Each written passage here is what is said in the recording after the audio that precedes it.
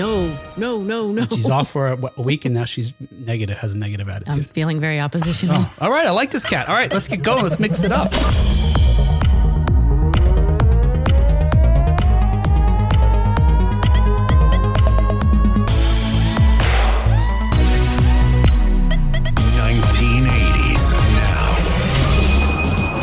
What have you done to Kat, Will? I didn't do it. She went away and came back like this. It's when I won the worst attendance award. That's what did it. Well, she does listen when she's not here. Who knew? Mm-hmm. I'm always listening. Hey, welcome back to a very confrontational episode of 1980s Now, a weekly examination of the importance of 1980s pop culture and its influence today. My name is Will, and joining me, as always, are my friends and co-hosts, Kat and John. Hey, guys. Hey, guys.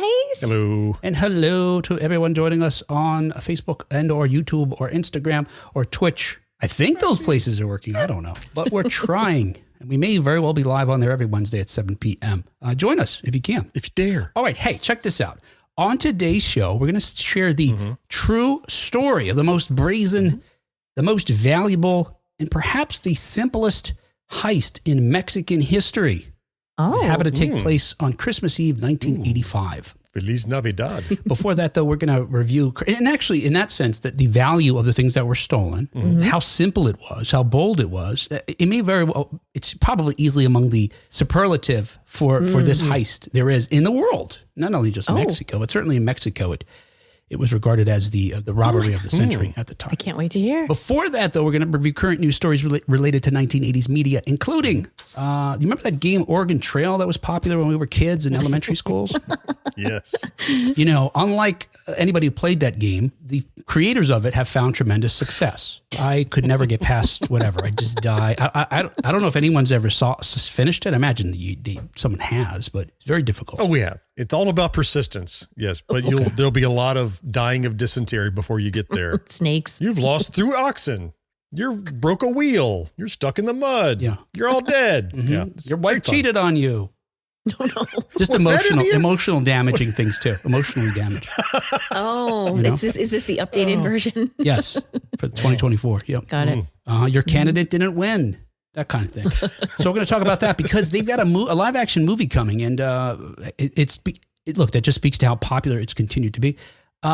This is funny. It turns out that the cop from the Village People thinks he has some legal authority. Yeah, follow up on that mistake made by Mattel on the deluxe Wicked dolls. Remember what they did? Oh, yes. Yes. It's hard to forget. Yeah, well, someone is now filing a class action lawsuit against them. Cat's got a bookmark. For that mistake. And finally, among the 1980s news stories we're going to talk about before we get into our true crime, do they know it's Christmas turns 40 this year? Do they know? And it continues. We're back to Scotland. Do they know it's Christmas? Damn it, now I got to leave all that in? That's right. I know you're thinking that, John. So my editor brain is thinking, oh, well, Will said it again. He's going to edit it out. 3 times so it was like, clean. Aha! I just noticed you mispronounced that. Let me point it out. Now I'm going to be like this on her. Come on, Kat. Fuck up. Come on, Kat. Mess up right now. You're going to have to take all of this out or it won't make any sense. I'm going to leave every time Kat belches in now. I'm not taking them out anymore, Kat. End of that. She's very gassy. I'm not. Am I? I don't think I am. There, Kat. I'm leaving that in, Kat. Hey, I trusted you with my voice. You asked for it. I trust you with my voice, Will. Yes, right. But not your sounds of bodily functions.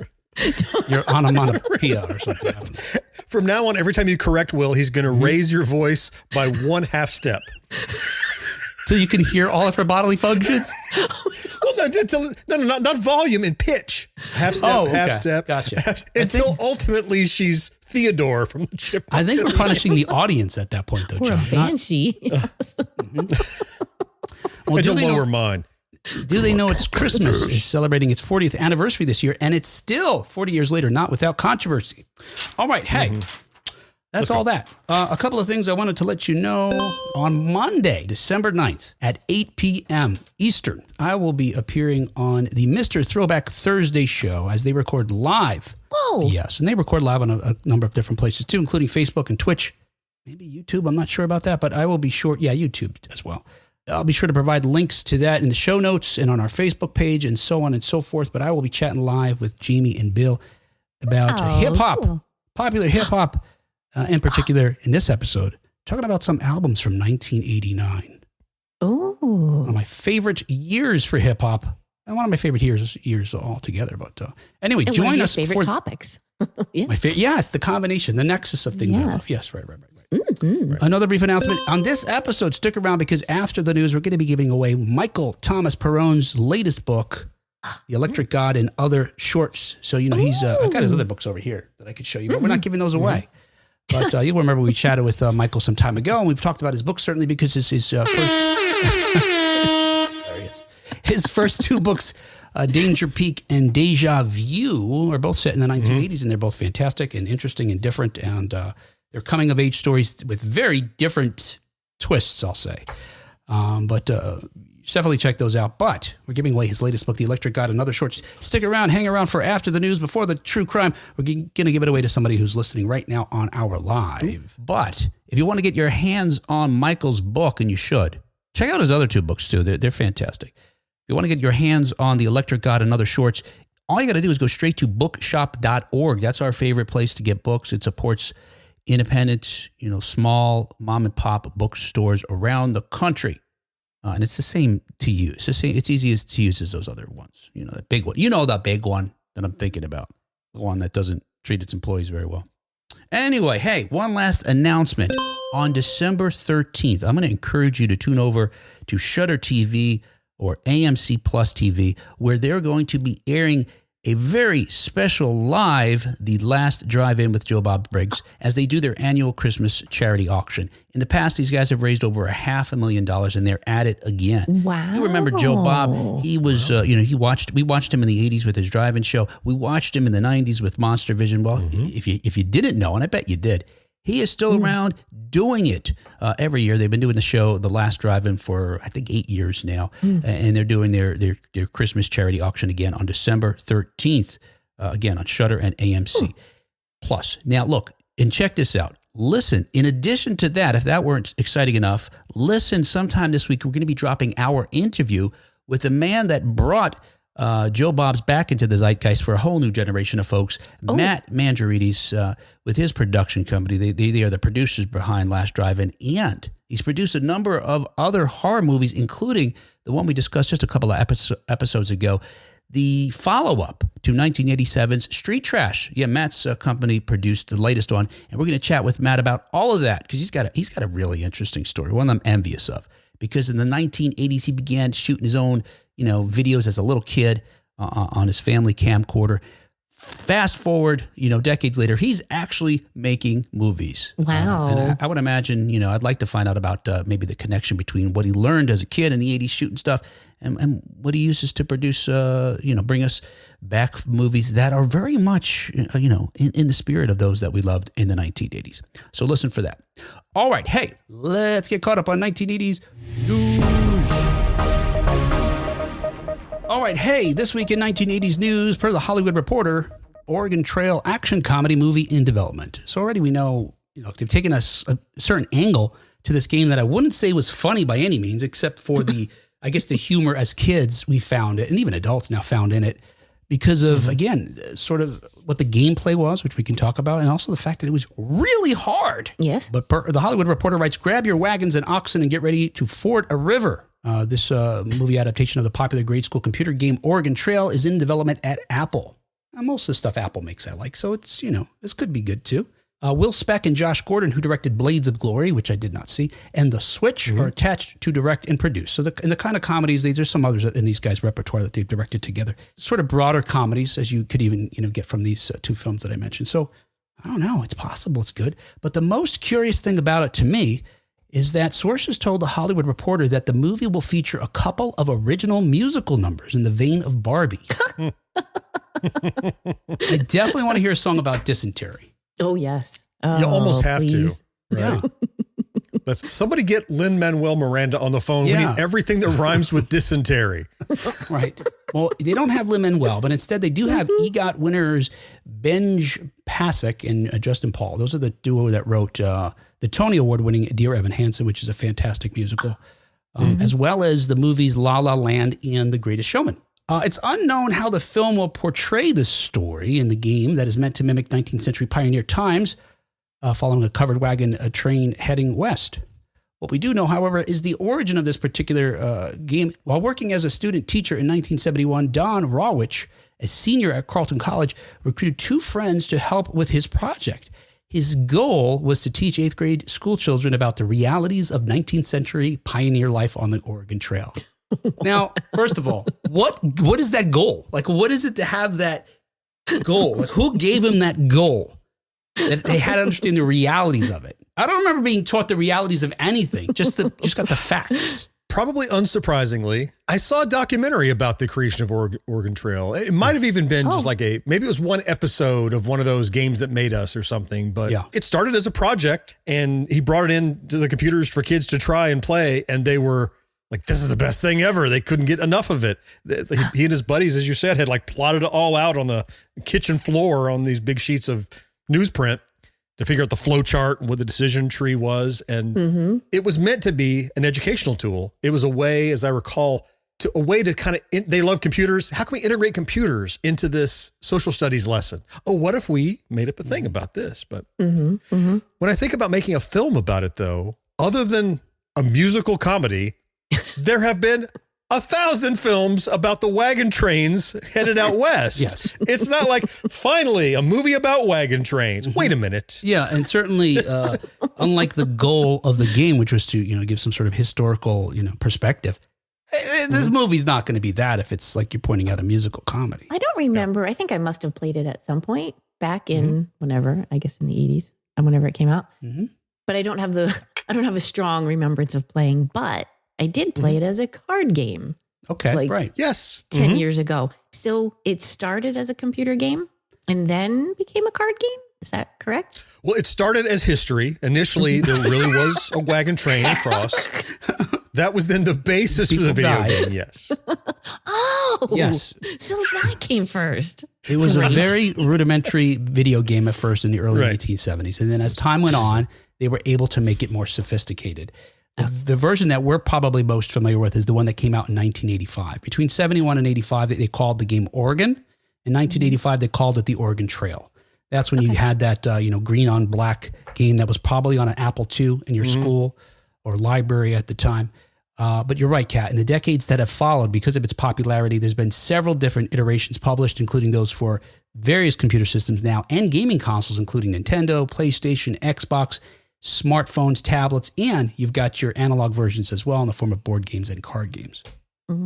Any version I've played, and I've played the card game, my daughter and I used to play that, they're equally as hard as the video game. I don't think we ever won. Maybe you just didn't play enough. So I saw in the chat, Jason is here, a friend of mine. He and I have sat shoulder to shoulder and played Oregon Trail on the TRS-80 in the library of our elementary school, middle school, or wherever it was, when we should have been eating lunch. It's just about persistence. It's just keep plugging away at it. And because the one we played was written in Tandy Basic, you could break into it and now we change got some to it. stuff. We'd write our own stuff. I wouldn't say I'm cheating. That's exactly what I was just thinking. tweak it. That's all. Yeah. But so to your point about this idea of persistence is, if you didn't, hack it the way you're suggesting, it's because coded in the game are there's randomness, and statistically certain things will happen, won't happen. You play it long enough, you can, statistically speaking, I've never played it that long, John. And part of the reasons that I'm surprised it's still popular is, unlike games, we talked a long time ago with Elise Noor, who wrote a book about Super Mario Brothers 3. In examining the book, she talked about how Nintendo went to great lengths. They have this philosophy of the psychology of gaming, where they lure you in with little rewards so you'll want to keep playing and feel successful. It's this like dopamine cycle you get into. This game is counter to that. Doesn't have 3 or those. 4 times and you're like, fuck this. I can do something else. It's just punishing. You want to play tic-tac-toe on a sheet of paper in the cafeteria? I'm fine with that. This game has a this'll teach them kind of mentality. Yes. It's like, oh, thought you were doing well? Guess what? Someone in your party died. Wait, what? Can't undo it. Now what? Screw you. And you're right. It's funny they say, because this will teach you. That was the attitude of, what was his name? Yeah. John Rawich. I think. And how do you play that and go, this would be great as a musical comedy? Yeah. I noticed someone named Krakenwise, spelled as in release the Kraken, posted on their 2012 blog, quote, "It's an impossible video game with a simple message. Life is hard, you'll never win, and you're going to die a horrible death if you do anything involving a Conestoga wagon." Amen, brother. Maybe not wrong. Yeah. Karen says, we had Oregon Trail at home because my dad worked for IBM. We couldn't have an Atari or Nintendo because we could only play educational games. Oh. Hey, you guys want to play calculator? Maybe this time 2 + 2 will not be 4. Marcus has provided us with a long list of words that rhyme with dysentery. Yes, he has. Abinary, accessory, ascetary. Most of them I can't read because it's so tiny. Adversary, and so on. We look forward to you doing the rap break for the dysentery song, Marcus. I like that apiary's in there. That's a great, we worked that one in. Brennan says, if a movie's going to be made of Oregon Trail, the horror genre seems more appropriate, and no one who ever made that trek was singing and dancing for damn sure. Brandon, there's a film that came out, I want to say last year, maybe. John might remember. It's called The Oregon Trail. Oregon. Mm-hmm. It is a horror movie. No. That was on my wish list forever, and I just got it gifted to me the other day. Check that one out. Yep. Oh, yeah. Jason says, hack it. That's the way to win. That and the Kobayashi Maru, of course. All right. Hey, another 1980s news per Ultimate Classic Rock. Village People Cop. Stop calling YMCA a gay anthem. I wanted to give a different title, but it's going to be a spoiler for this story. So I'll just, or I could get sued because I was going to say, Village People Cop, stop calling my gay anthem a gay anthem. I'll just say it that way. But you're not going to say that. Yeah, not. That was hypothetical. You thought better of it. He's not going to say that. Village People singer Victor Willis has called on the media to stop calling his band's 1970 hit single YMCA a gay anthem. In a long post to Facebook, Willis, who commonly performed dressed as a police officer, addressed the famous song's history, saying, quote, "There's been a lot of talk, especially of late, that YMCA is somehow a gay anthem. As I've said numerous times in the past, that is a false assumption." This is so funny.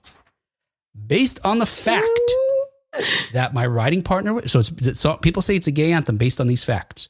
My writing partner was gay, and some, not all, of the Village People were gay, and that the first Village People album was totally about gay life."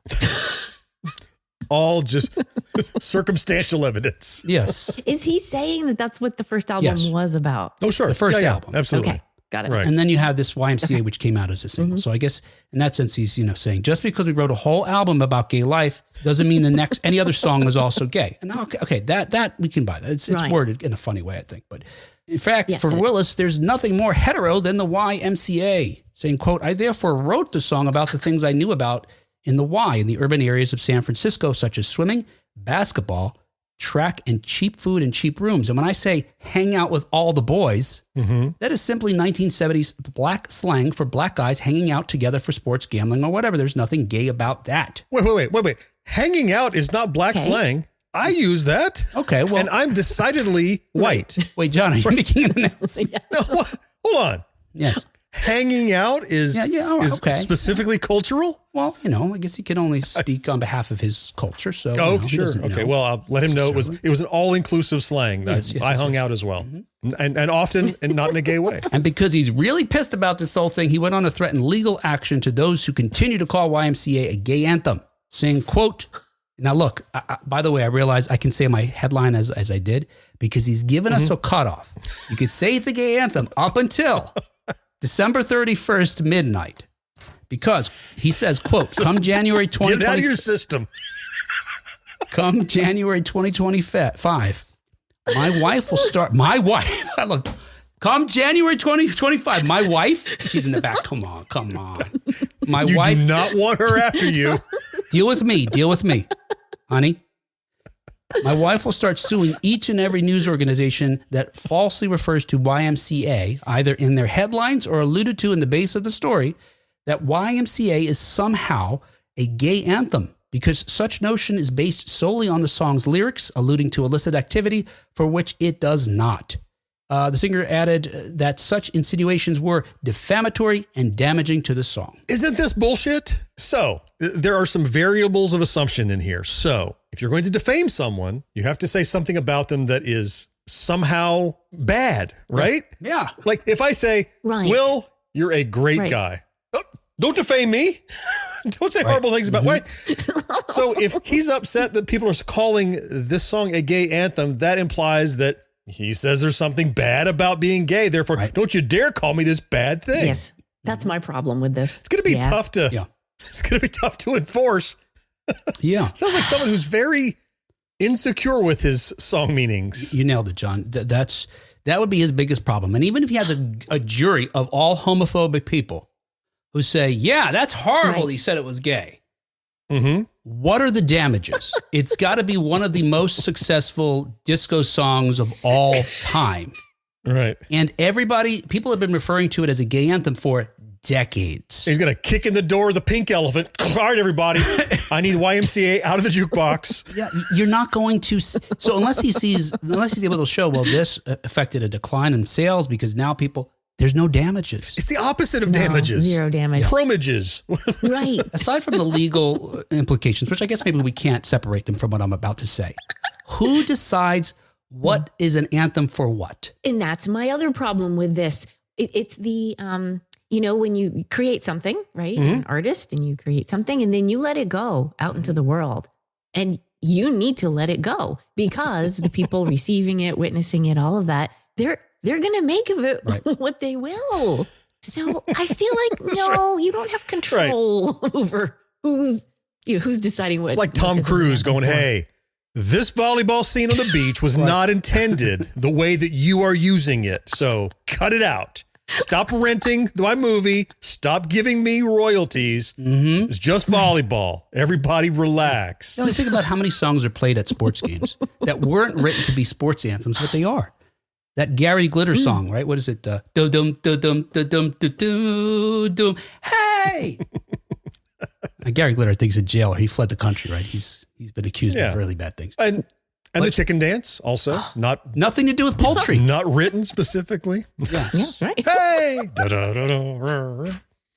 All right. Hey, another night. Oh, by the way, just for the record, his wife is an entertainment lawyer. Oh, I was going to say he has to be married to a lawyer. Yes. Is that what he's talking about? You do not want my wife mad at you. Right. I mean, the threat. I mean, I guess he did say she was going to sue. If I took that all out, it would just sound like his wife's going to beat your ass. Yeah. I have a very brief personal anecdote. Over on the Gen X Grown Up YouTube channel, I once got a comment that simply said, "This channel is great for gay men." Oh. Wow. I don't know how that was intended, but I responded by saying, "Welcome," with a little rainbow flag. I don't know how you could. Look, how could you not accept a compliment from anybody about anything? I don't know. Yeah, I don't get it. Right. Like, thanks, I suppose. Yeah, right? Whatever. Good. I think it's about George, though. You could be right. I think he's a bear. I understand that reference. All right, Kat, the show's done. We were waiting for you to pick up on one thing. We don't need to do the show anymore. I was just looking for something I could ask Kat if she understood, and she understood it right away. But what was the other one? It was bears, and there's something else that you taught me. I can't remember what it was. Who taught you? Man. Yes. Was it? You. Should we go through them, John? Was it Twinks? Yes. So we talked about that cartoon. All right. Hey, let's move on. Yes. Tim says, surprise reveal. John is white. Speaking of lawsuits, as reported by Variety, Mattel is being sued over their porn link blunder. Nick says, so do you think artists shouldn't cease and desist orders to politicians who play their songs at rallies? Do you think artists shouldn't? Shouldn't send. I see. That's a whole other issue. That's a whole other thing. Mm-hmm. I mean, I think they should. They should control their art, I think. Yeah. But the part of that problem is the inherent endorsement that is suggested as a result. So you could have someone playing a song and not otherwise support that person. And then, that could be so. I see Tim in the comments said, somehow you worked YMCA, Gary Glitter, and the chicken dance into one segment. Yes. This is delightful. I'm paraphrasing that last bit. I thought he was going that way, John, but yeah, there was a different turn at the end there. wasn't as complimentary. Right.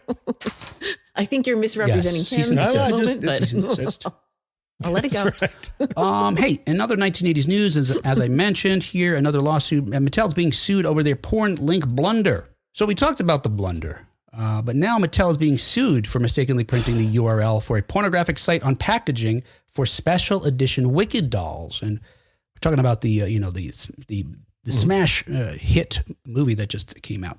According to court documents, a South Carolina resident is launching a class action lawsuit after purchasing the toy for her young daughter, who visited the X-rated website. The toy company mistakenly listed a similarly titled website for the adult entertainment site Wicked Pictures, which is wicked.com, rather than the official page for the Universal Pictures film, which is wickedmovie.com. Mm-hmm. The plaintiff alleges that Mattel didn't offer a refund and believes she and her child suffered, quote, emotional distress, end quote, as a result of the misprint. Per the lawsuit, this is where she starts to lose me. We could talk about why. You probably anticipate why. Per the lawsuit, quote, these scenes were hardcore. Full-on nude, pornographic images depicting actual intercourse. Plaintiff's minor daughter immediately showed her mother the photographs, and both were horrified by what they saw. If plaintiff had been aware of such an inappropriate defect in the product, she would not have purchased it, end quote. When you go to this website, is that what you see immediately? Like, is it just an onslaught of, okay, you're both.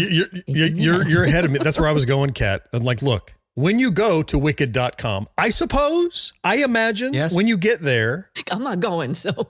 It's are you 18 years or older? And so your little kid you got the Wicked doll for has to lie to get access to the information that you. So, yes, we printed it, but you lied and misrepresented yourself and your age online. We only show it to adults who bought these dolls, not little kids, if you click on the right button. Yeah, and even if you click on that, because I did this earlier, I was thinking about doing it live on the show, but I realized some folks might not want to see that, even though what I'm about to tell you is nothing to see. After you click on the age acknowledgement, you see images, sexy images, but everyone is clothed. And again, some women are, if you scroll further down, the first image that fills the screen is not, folks are, scantily clad, but they're clothed. As you scroll down, there's women that appear to be in more like bikinis, I suppose you'd say, because there's, smaller outfits like bikini outfits. But that's it. They are not giving anything away for free. You want to see a clip or a video or whatever, you've got to pay to do it. Now, because Wicked is a publishing house. It's not, it's not like a porn site. I don't know any, but RedTube, Xvideos, PornTube, all those, none of those that I'm aware of. Random names you're just saying. I'm just spewing URLs. They're actually the company that makes stuff, Yeah. So they're advertising. They want you to buy their material to put on your other sites like the ones that I'm not aware of. Yeah, exactly. And I was trying to think, because I went on there earlier today. Maybe they locked it down more since this happened, but even if not, because I remember going on it when this first happened, and years ago I've gone on it when I was, when the internet was like, when the internet was born, everybody went looking for porn. Every man, this cat. I can't speak for anybody else's gender. But even still, you had to pay for stuff that you were not. There's free places you can go, but it's not wicked.com. I admire your restraint, Will, that you waited for the internet. Yeah, well, no, I mean to get it on the internet. Oh, no. I was downloading from BBS's. Oh, I didn't. Yeah. It's funny. I had BB. Wait, were you looking at dot matrix images? Yeah, it's slowly printing out as it's in real time. Like, what is that? Funny. What is that? Oh, that's a shoulder. Shit. Keep going. Keep going. 300 baud. Let's go. I'm almost done. Oh, damn it. I clicked on Oregon Trail by accident. With what, Will? I don't It's understand. funny when you're John, you're done with what you had hoped for, and then it keeps printing out and it's a frog. It turns out it wasn't even a picture of a woman. Oh my God. I had no idea it was going to be a picture of the village people at the bottom. No. Right.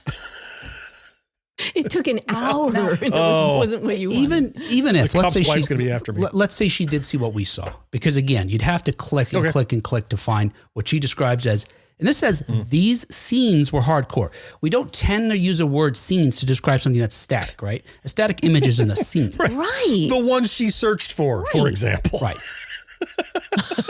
So videos. Maybe she saw a video, but I guess my point is this. Ultimately, you're going to have a conversation with a kid about these things. Now, they don't tell us how old the girl is, but apparently she's old enough to type in wicked.com, click past the thing that says, are you 18?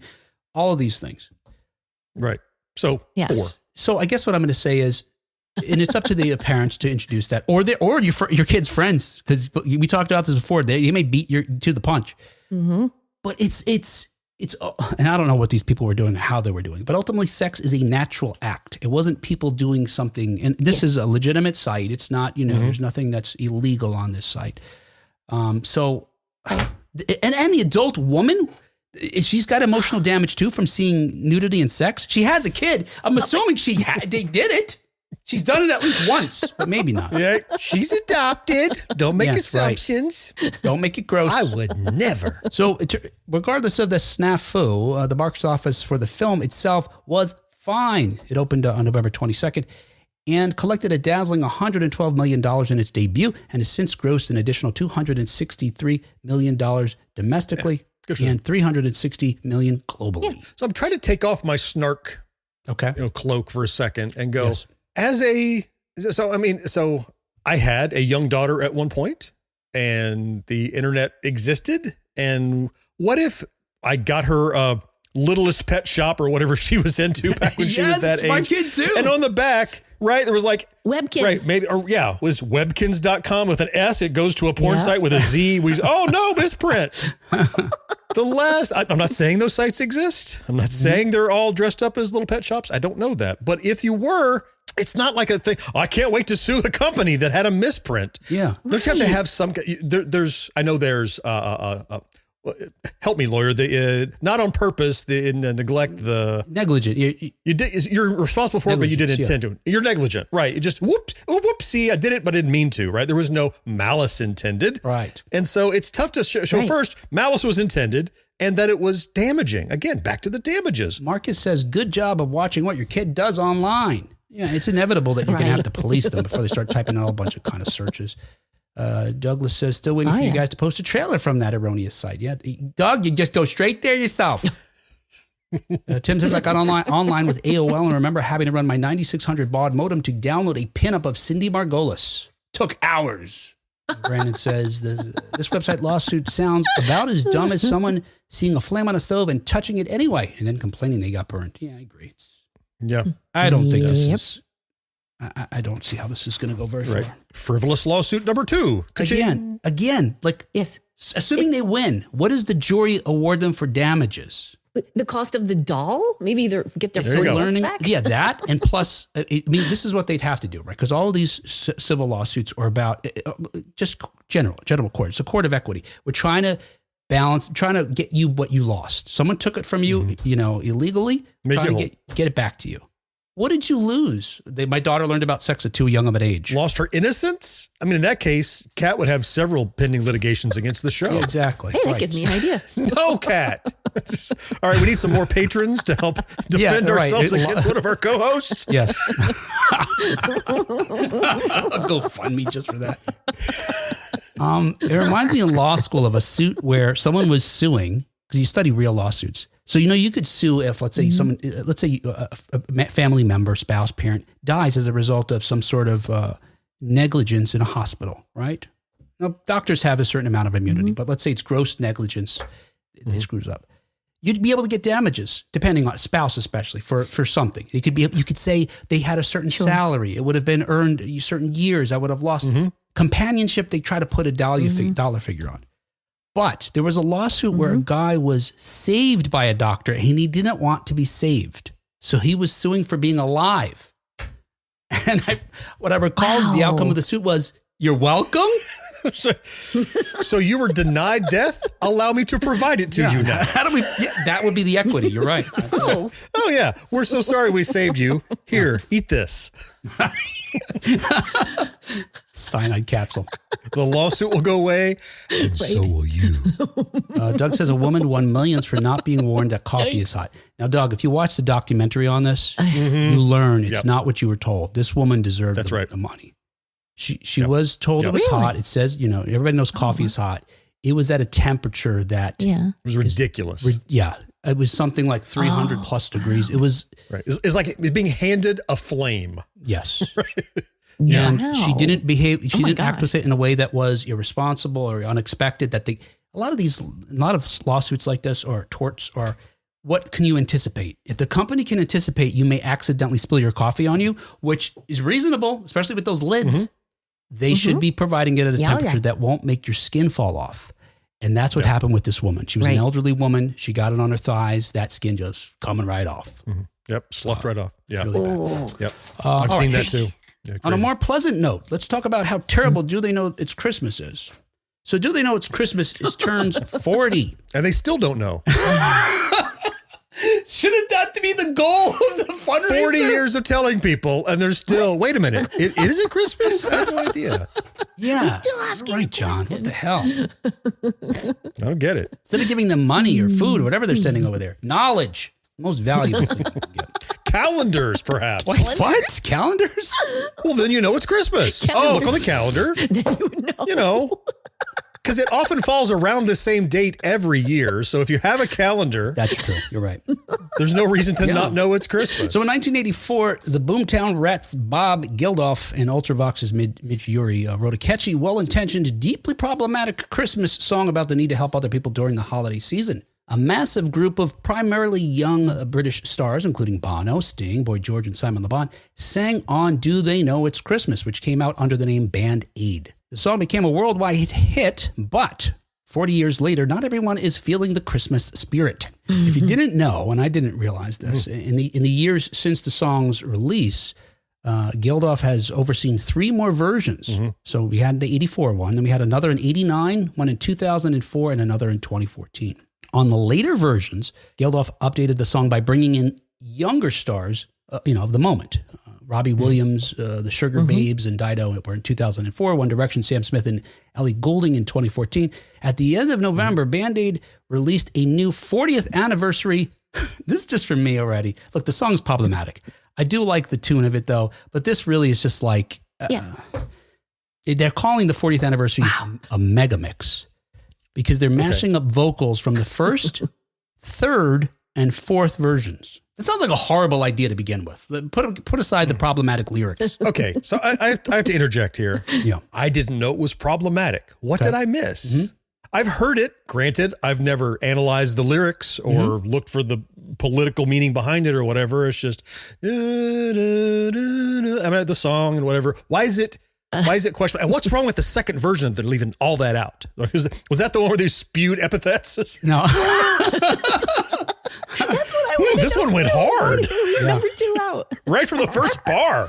No, well, this might be why, John. The second incarnation included Kylie Minogue, which Kylie Minogue's good, Jason Donovan, and now imagine these folks, on the level of Sting, Bono, George Michael, Simon Le Bon, Brothers, which I bet you don't even know that band from the UK, Big Fun, which is primarily a dance band, and Technotronic. I think probably, I'm thinking as far as quality of vocalists, it probably lacked in what the other versions did. That's not what makes it problematic. No, that's just that's why they were ignored. Okay. That's why they might omit the second one. Okay. All right. I'll tell you right now, John. I'll tell you some lyrics. Okay. All right. Let me ask you this. Will there be snow in Africa this Christmas time? I don't know. The song says there won't. They also say that in Africa, the greatest gift that Africans will get, John, life. They also explain how nothing ever grows there and there's no rain or rivers. It's the cradle of civilization. I mean, there's a whole other song about the rains down in Africa, so we know it does rain on occasion. Exactly. So already... there's not going to be snow during Christmas because they're south of the equator, so they probably have their snow in the summer. So did they just go the wrong time of the year? I see. Well, so it's reductive of the continent and its people. Is that where we're going with that? Okay. I was not aware. Way to say it. That's the problem. I didn't know about those things. And there's other lyrics like that. They live in a world of dread and fear, where the only water flowing is this bitter sting of tears. So I'll tell you a little bit more of this. The whole continent. I'll tell you more of the current sort of, this has been a controversy here and there since it's been released in 1984. But this is kicked up again because one of the young stars who participated in the 2014 version is popular singer Ed Sheeran. And last week, after this, just right before the song, or I guess a couple of weeks ago now, right before the song was set to release, Sheeran said that he wouldn't have given permission for his vocals to be used if he had been asked. Quote, "A decade on and my understanding of the narrative associated with this has changed," end quote. And he said this in response to a statement from England-born, Ghana-raised musician Fuse ODG, who said that he refused to participate in the 2014 recording because he, quote, recognized the harm initiatives like it inflict on Africa, end quote. He continued saying, while they may generate sympathy and donations, they perpetrate damaging stereotypes that stifle Africa's economic growth, tourism, and investment, ultimately costing the continent trillions and destroying its dignity, pride, and identity, end quote. Really? There's a whole documentary on this. I forget what it's called, about how initiatives to deal with famine and to try to feed, people, wherever there's a food problem, ultimately it, depending on how it's done, it does harm. I wish I could remember the name. So I have to the documentary. I'm ignorant to this. Clearly, I just found out it was offensive or problematic, but it seems to me it's not intentional cultural malevolence, but kind of fundraising hyperbole, right? Because if the song was like, "Oh, the people in Africa can rarely afford to supersize their value meal," if it sounds like things are just okay but a little rough, you don't raise as much money. I don't even minimize the impact, but if you're writing a song to try to raise money for people that are having problems, you sing about the people in the worst areas that are most impacted. And quite possibly there are people with those problems, but not the entire continent. So, okay, I guess. Generally, I agree with you, John, in concept. But I think the hyperbole here, the problem, as he's saying, is it's bad marketing, right? Just from a tourism perspective. If you're talking about a place that's essentially just drought filled, I see that, and they've reduced even because this song, I think this was to raise money for Ethiopia at the time originally. They've reduced the continent of Africa to this whatever was happening in this particular area at the time. There certainly was suffering and hunger and those things, and certainly those families. The holidays were not high on their agenda of things to worry about. So I get the sentiment, but I didn't realize it was painting the entire continent with a single brush. So Geldof himself has spoken out in defense of the song, which was the focus of an article published by New Zealand's One News. The article charged that some of the lyrics recycled many of the old colonial tropes of Africa as a barren land requiring Western salvation. Geldof said, quote, this little pop song has kept hundreds of thousands, if not millions of people alive. In fact, just today, Band-Aid has given hundreds of thousands of pounds to help those running from the mass slaughter in Sudan, and enough cash to feed another 8,000 children in the same affected areas of Ethiopia as in 1984. Colonial tropes, my arse. It doesn't mean it's not racist, though, or stereotypes, or whatever, reinforcing stereotypes. I mean, both could be true. It does good and it does, harm. And it's hard. It's hard to see, like, well, how could this be bad? Feeding people, and it's good in so many ways. But there's something about the structure that you use, something about the system that you're helping to put in place or not that is important here. That I can't remember. And it's that question of the ends justifying the means. Like, is it enough that the intent and result was altruistic if there was some sort of, as you said, clearly some sort of damage alleged, tourism and whatever, beyond just people feeling hurt and feeling offended, there was actually some tangible damage. I don't know if it's measurable, you can prove it, but I see the assertion. Well, as of this report, the new version of the track is headed to #1 on the UK's official singles chart. And if you'd like to learn more about the making of it, there's a new documentary that was originally just on the BBC and now is available on YouTube, titled The Making of the Original Do They Know It's Christmas? It's available now. Yeah, I guess they could write a song which is just, look, if you get these people together, especially in the 80s, I don't know these acts that much nowadays, but if you create a super group of the most popular artists at the time, they could literally sing anything and raise money. Right. I don't know how you do it now with streaming and downloads, how you can make money as we did in the 80s again when people had to buy records. Remember when they were the world that one summer? Yes. Yes. Now they're not the world. Nick says, John, as a recently out of the closet white man, I think you're uniquely qualified to write a new version of the song. Certainly. Well, if I can rewrite Vincent Price's That's narrative, what I was thinking. Clearly I can do. The song, Marcus says the song is bad poetry and not really great sonically. I'm going to work dysentery into my version. Do they know it's Christmas? Because we have all the rhyming words already. Yeah. Yes. That's right. Nick just suggested a new song. Do they know it's racist? After all. Yeah, after all. There you go. Racist after all. I got to tell you, I was all about this song when it first came out. Oh, man. All about it. Kat, how could you? Yeah. She just... I wasn't listening words. Is that one Simon Le Bon part over again? Over and over and over. What is it? At Christmas time. It's hard, but when you're having fun, there's a world outside your window. See, you know the words. I don't even know those. Well, some of them I did kind of. I thought that's just how he was singing. He is from Duran Duran, so mumbles through most of it. Oh, no. His are very clear. Mm-hmm. There's mumblers. Oh. Be sure I there are clearly mumblers. struck a nerve. I apologize, Kat. Yes. All right. Hey, that was 1980s news. I'm about to share with you a true crime that took place on Christmas Eve/day. I say Christmas Eve because it happened in the early morning hours of Christmas Day, which feels like Christmas Eve to me. It's Christmas Eve. Yeah, It's when Santa is running around. Yeah, he's still busy. So in 1985, it was regarded as the robbery of the century in Mexico at the time. And again, as I said earlier, probably anywhere at the time, if not even since. It was pretty ambitious. We're going to talk about that in just a moment. But as I said, we're also going to be giving away the latest book from Michael Thomas Perrone, the author of Deja Vu and Danger Peak. Has now a new book out called The Electric God and Other Shorts. If you're in the chat and you want this free book that we will send to you, put in #book, #BOOK in the comments wherever you're watching. And then I run this little program behind the scenes and somebody gets awarded. I'm going to hit the giveaway button here and let's see. The winner is Tim. Yay! All right, Tim, get a hold of you and get your information so we can send you that book of Michael's. All right, hey, on with the show here. All right, so look, as I mentioned, I'm going to share with you a true crime here set in 1985, Christmas Eve to be precise, Mexico to even be more specific. As always, I'm going to adopt a dumb voice, play some music in the background, which I will Christmasify by the time this is published. Oh, my. And if you guys have any questions, comments, or better jokes, just stop me and let me know. So to be clear, not AI. This will actually be your voice this time. Yes, it will. Hi. All right, let me get my true crime music here. Let's see. This is. I haven't done this in a while here. But they should go great. Wish I had more water. September 1985. A devastating earthquake rocked Mexico City.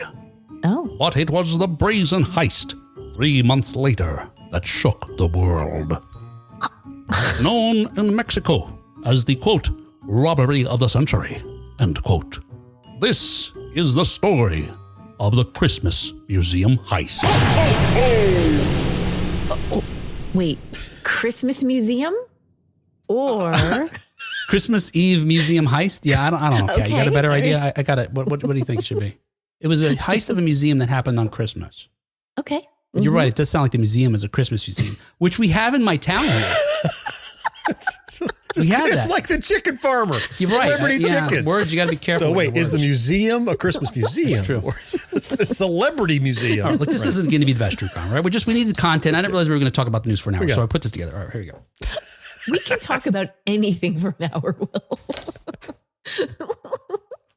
This is where I wish I had burps and farts on the soundboard.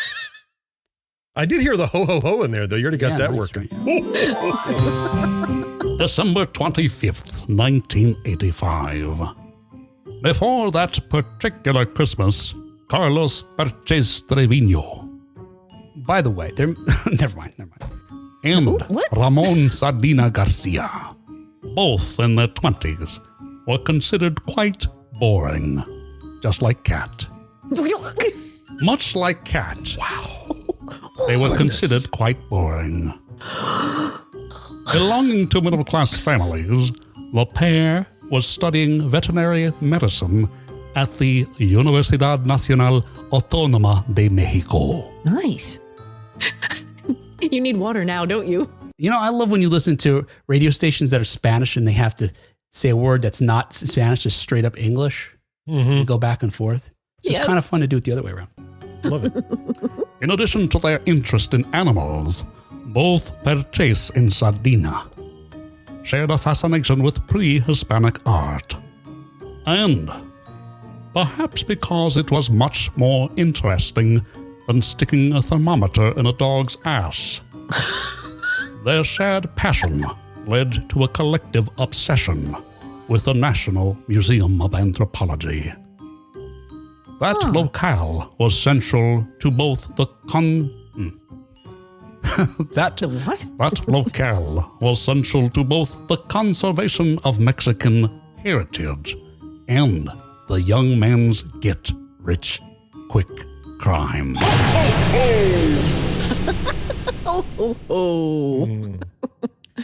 Did you say pre-Hispanic history? Yes. Before there were Hispanic people? What does that mean? Yes. So perhaps Aztec, Yes, like exactly. the So, Mayan, like the... So before that culture matured, gotcha. Well, Yeah, so it's before Spain early, got involved. So it's like, I gotcha. Before they were conquered by the Spanish, right? Yeah. So old I never stuff. realized in the etymology that Spain was in Hispanic. Yes, as in from Spain. Oh. Yeah.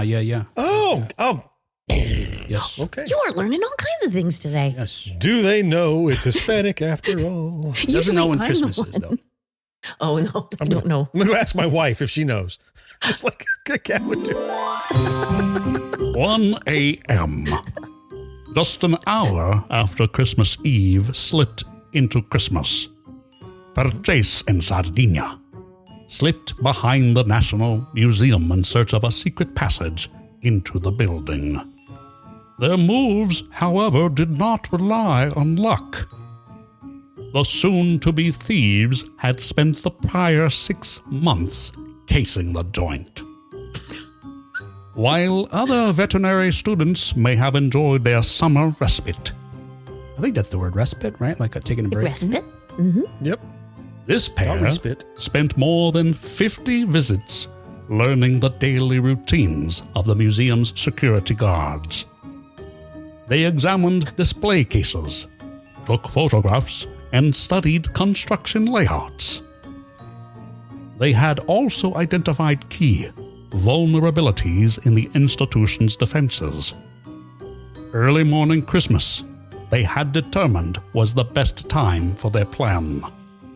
And the air conditioning duct was the most discreet way to execute it. It's going to be like Die Hard, right? Yes, Kat, right. Crawling through The inspiration for Die Hard, that's right.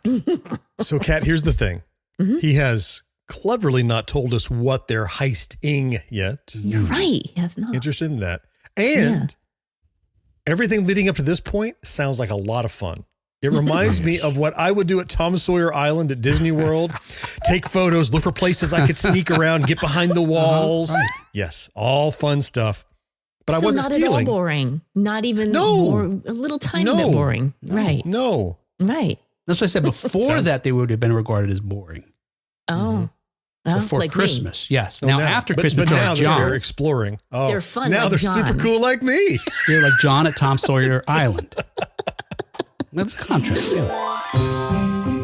While visions of sugar plums, bailado en las cabezas de the security guards, Purchase en Sardina die-harded their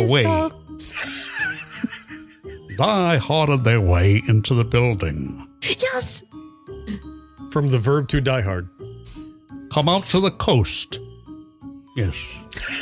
By belly crawling their way through the air ducts, the pair eluded security cameras and the alarm system, and soon breached the museum.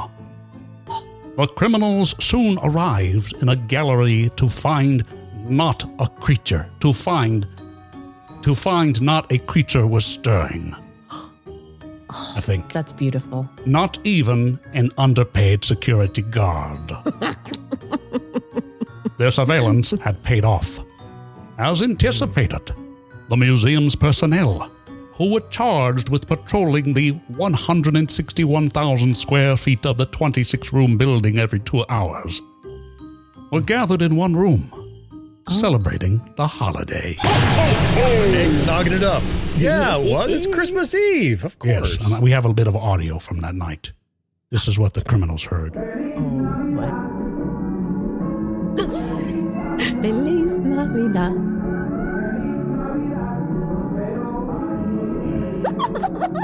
Y felicidad. I love that. I can play that on the ukulele. That's important information. Don't engage, John. She probably has it right next to her. The best you can do is start a new subject. Dink, dink, dink, dink. I know. Next time. Come on, you know. As security presumably exchanged white elephant gifts of Care Bears and Transformers, Perchase and Sardina quietly made their way to the galleries featuring the artifacts of the Maya, Mixteca, and Mexica civilizations. Ignoring dozens of display cases, the thieves focused on the most valuable exhibits. Their targets, the pieces that were worth the most per square inch, were placed inside a suitcase. Oh, Jesus. And dragging it out. What'd they steal? It's not going to be as whatever, rewarding, satisfactory. As you think. Where was I? Okay, let's talk about. And after toiling away for an... All right, how long do you think they were able to be in the museum stealing shit without anybody noticing? Without anybody noticing? Yeah, I mean, these guys got away with it. This is a long time ago. These guys got away with it. No, spoiler alert, right? We know they got away with it. So if the security guards were busy, I think he said they come around every 2 hours through all the buildings or run a circuit. But they're having a party, and the party's going to last at least 45 minutes, I'm thinking, right? Okay. Yeah, I hear it. It's still going on. Yeah. As long as you can hear Feliz Navidad through the walls. Then it stops, and they're like, oh, crap. Act like you're a display. I don't know. Probably a couple of hours. I would trust a couple of hours, maybe. Yeah. Is that what you think, Kat? Yeah, I agree. A couple hours. Okay. Cool. Mm-hmm. That's cool. Cool. And they don't need much time. They've cased the joint. They know exactly what they're going for. It's not they look around like, where did they put the cool thing that Will won't tell anybody is? It's not really, when I tell you, you'd be like, what? Why'd you keep it a secret? I'm going to ask. I did it. Well, I got to build some things. Okay. Are you going to tell us that they took a nap? Like that they set up camp? And after toiling away for an undisturbed 3 hours. Okay, 3. The pair slunk away as surreptitiously as they arrived. Slunk. I love that. Why'd it take 3 hours if they did all that recon? Where they look, I can't remember what they've done the prep work. 3 hours? Okay. Yeah, my guess is because there was I think we talk about how many numbers of display cases they opened. Maybe I don't. You're so judgy, John. It's like in the 20s. It's like 26 display cases they opened. So imagine if they're going through 3 rooms carefully without making a noise, opening these display cases. Okay. Oh, okay. So they weren't, here's the thing. Yeah. It was multiple things they were gathering and putting in their little satchel. Yes. Okay. Suitcase. All right. Okay. Yep. Longer. And they skipped anything they knew they didn't want. They skipped past it and they went to breaking into something else. Yeah. Gotcha. So if you extrapolate, out how many dozens of cases they had to open, maybe, Still. Carefully, but instead of I don't think I could spend 3 hours in a museum if I'm not robbing just looking at things. I know, me neither. I mean, we've been here 45 minutes. Yeah. I'm sitting on a bench. I'm hungry. 45 minutes. I'm snack bar. Right. Waiting for the rest some of the dino bites. Right. I totally could. I famously take forever to go through museums. Okay. 2 things, Kat. Or John. Oh. Let me for Kat and chat. Let me go to John's side. John, 2 things. Yeah. Mm-hmm. Don't engage about the ukulele and never go to a museum with Kat. 2 things that are going to be torturous. Oh, I'll make it fun. Which one?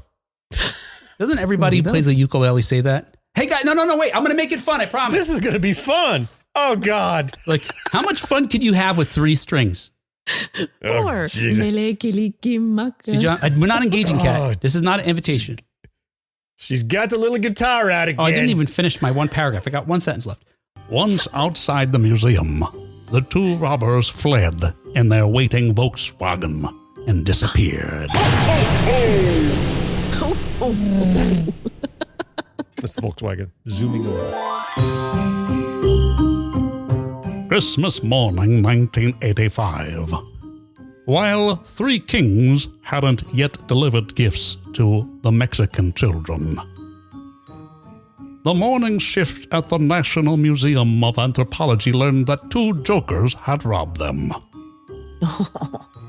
The museum reported 124 precious objects had been stolen.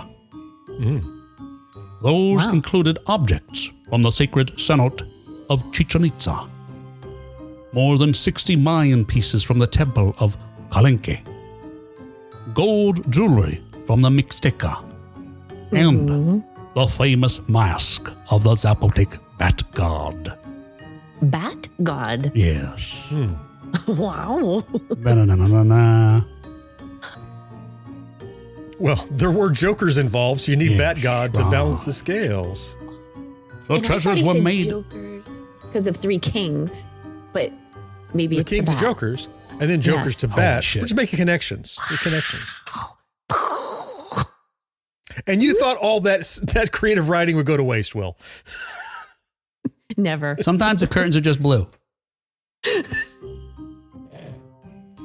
Azure. The treasures were made of gold, jade, turquoise, and obsidian.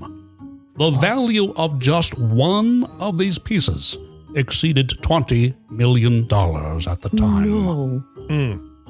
Still. Wait, and they have 124. Yes. Oh my gosh. However, if you're going to fence this stuff on the black market, the demand for it is going to be outstripped by the risk. So at best, you're going to get like 10% of the value. Still worth your time, 3 hours. It's a good payday, but it's high risk. The gold could be melted down, of course, but then it loses a great deal of its value. Yes, right. The archaeological value. Not that I've ever fenced anything. I watch a lot of TV. Brandon says, don't let him tease you, Cat. Play that ukulele. Thank you, Brandon. I Damn will. it, Brandon. What did we just say not That's to right. do? This is the, you're right. Yes. I'm going to have it handy next week. Where was I? $20 million. Okay. Still, the greatest damage was cultural. Museum curator Felipe Solis lamented, quote, "What they've stolen from us is a piece of our history, something of inestimable anthropological and historical value." Were they both, they were students? They were like veterinary students or something? Right. Uh-huh. Yeah. Wow.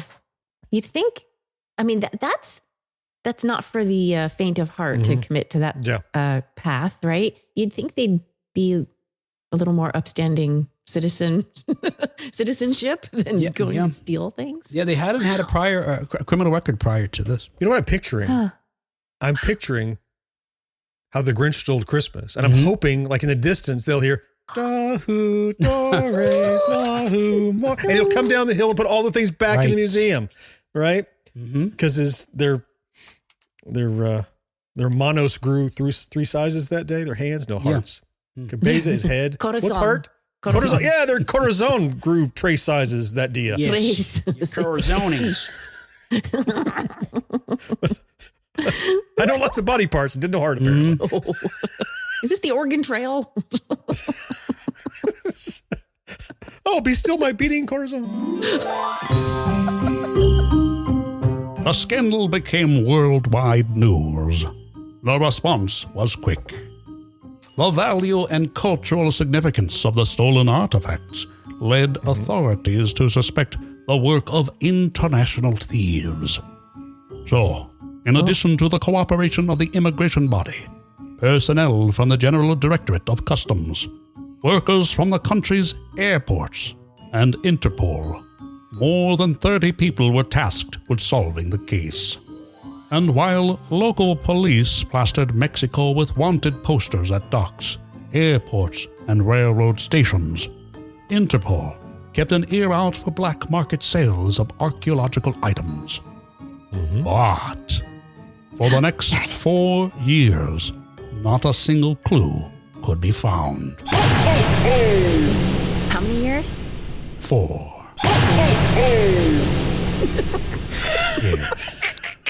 Was that necessary? So they're just sitting on it, I guess, right? They got all this stuff, millions and millions of dollars, maybe billions, because some of them multi-million and 120 pieces and just sitting on it. They're just decorating their apartment. They're wearing it. They're wearing it. That's right. It's cold out. I'm going to wear my Aztec mask. The mat, yep. With regard to the items, James says, they belong back in the museum. Mm-hmm. The Indiana Jones reference.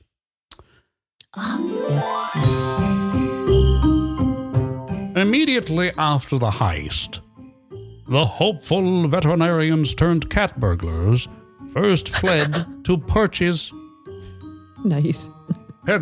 parents' home in the suburbs on the outskirts of Mexico City. The suitcase filled with the priceless artifacts was hidden on the top shelf of the closet in Perch's room. With the world looking for them, the pair decided to lay low. But good call. In actuality, the duo had no plans of selling their ill-gotten loot. In fact, they didn't know how. That changed, however, after Perches moved to Acapulco. Oh. Upon taking refuge there, he established ties with drug traffickers who offered to help sell the pieces on the black market. But it would be Perches who would be sold out. You lie down with dogs, you get up with fleas. Yep. That all ties into the whole veterinary they wanted theme. to be veterinarians. The animal theme, That's yes, right. That's right. And the bats. Cat burglars are in there. We got that. Yep. So they had just grabbed all this stuff to do it. Like for the thrill? They had no plan with what to do afterwards? You know it'd be fun. What if we... stick with me now. Yeah, I'm with you. On Christmas, Okay. Christmas Eve, what if we go down and steal billions of dollars worth of shit from the museum while the guards are eating cake? Right. And then what? That's all I got. And you know what? That's the end of my plan. I love that. And hang on just a second. Okay. Let's spend 6 months planning it. Wow.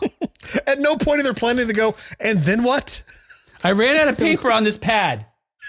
Make a note mentally, of course, to come up with what we do at the end. We need something to do after we have all this stuff in Yeah. our apartment. They are meticulous, poor planners. We've got a beginning and a middle. And now they'll get it in the end. Oh, Johnny, that's good. That's good. That's good. I'm going to put that in here. And they get it in the end. But in the butt. They get it in the butt. Hey, I had nothing to do with that. I'm just laughing at it. But I you're had here. nothing to do with those dudes. But you are here. What? I am It wasn't here. a fart noise. Yeah. January 1989. When police arrested drug trafficker Salvador Gutierrez, a.k.a. El Cabo. Gutierrez offered authorities information he hoped would reduce his sentence. He told tale of the enterprising thief he had met in Acapulco. And he shared the whereabouts of the stolen museum pieces. Yep. With the location of the invaluable items known, all that remained was to capture the elusive thieves. That required some subterfuge by authorities. The deputy prosecutor in the, quote, war on drugs placed wiretaps in prisons and monitored all calls between Gutierrez and Perches. Soon, their work was rewarded. In one not-so-private conversation, Perches negotiated the sale of gems from what he described as, quote, the greatest art collection in Mexico, end quote. This would prove enough to capture him. I thought maybe the authorities were going to dress up like cats and dogs. Yes, that's right. Show up for some appointments. I need a shot. Right. Meow. Could someone take my temperature, please? Meow. Meow. Right, meow. Down, boy, down. June 1989. Just 6 months after Carlos Perches had been identified as the most brazen thief in Mexican history, police raided a home in the suburb of Jardines de San Mateo.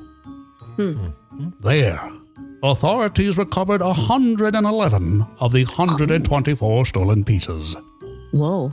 They were found in a duffel bag, wrapped in toilet paper. No. The toilet paper was not used, I don't believe. We don't have that detail. It was used for wrapping treasure, but not... Yes. They were still in the closet of Perches's room at his parents' house. Oh my gosh. Oh my gosh.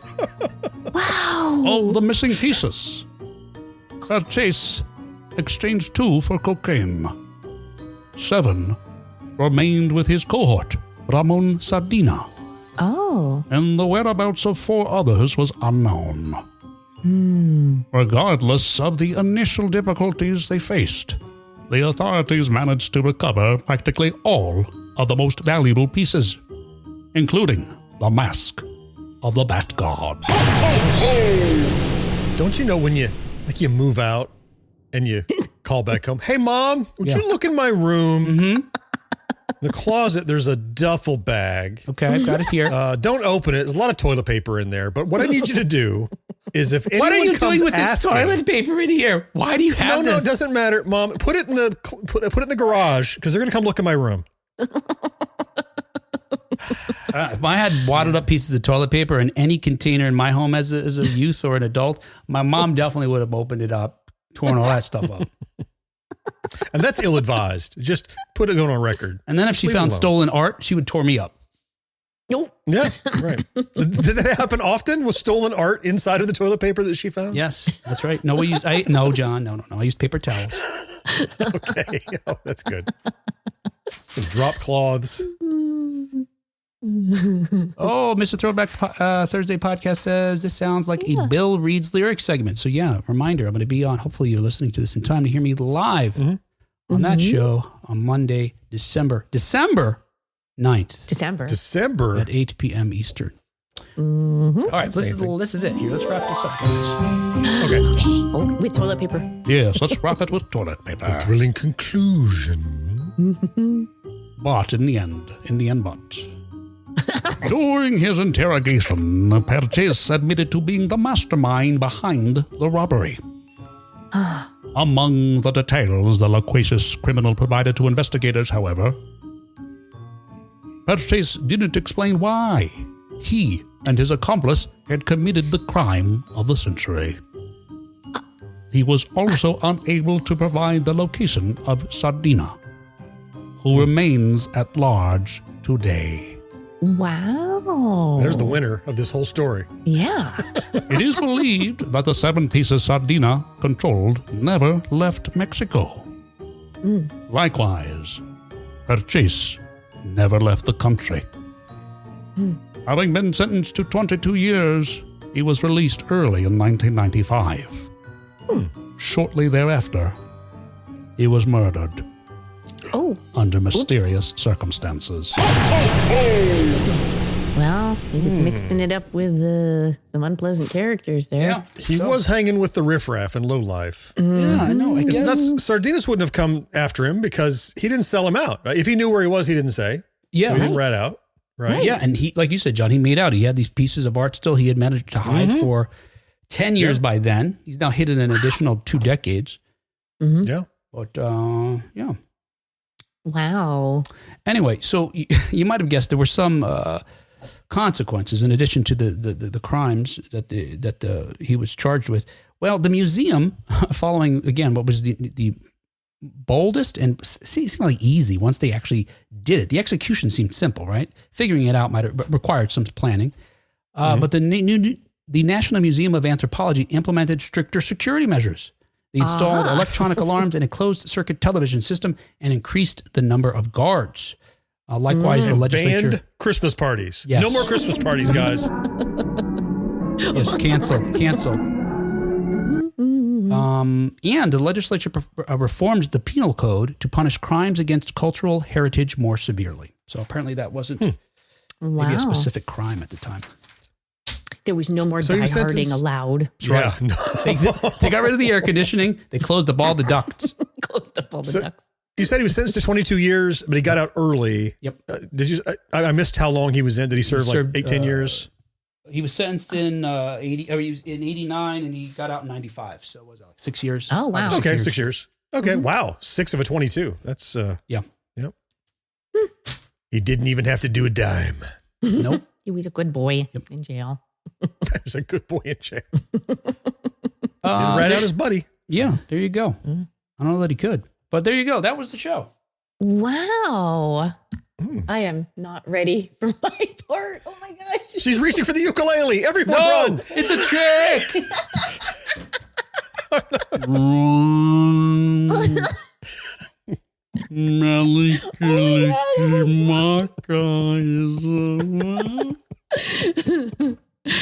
Okay. Thank you. Wait. She's ready. Okay, Will, set her up again. She's ready. Let's go. And that was, I'm leaving this all in, John, to get early. I know. Sure. Yeah. And that was the show. And that awesome show, this awesome show is brought to you thanks in part to our early adopters, Rick Parker and Karen Flieger. I'm going to rearrange the names, make it like Karen Parker and Rick Flieger, just to make it sound like Cat screwed up. Cat, why are you doing that? You got the names backward. Do it again. Now I'll play the real version. And then there'll be a burp. Yes. Oh, Cat, you have no idea. If you're lucky. I just want everyone to know I avoid drinking carbonated beverages on days when we're going to record. Okay. And thank you especially to our Secret of Our Success level Patreon supporters, John Henderson, Brendan Greer, Nick Guillory, Marcus Taylor, Tony Great, and Matt Marino. Thank you so very much, guys. A really special thanks to y'all for your continued support of the show. Hey, we're almost at the end of the year. Another year with filled with love and gratitude for all you guys who help us produce this whatever this is every week. And so grateful for so many of you who join us on the lives every week as well. Hey, if you want to join these group of fine folks, we could vouch for them. Please go to patreon.com/1980s now to learn how you can help. All right. Hey, we will talk to you again next time on 1980s Now. Until next time. I died of dysentery. Santa's laughing at me, my demise. Yes. Well, he has to inject some sort of joyfulness because otherwise it's just boring.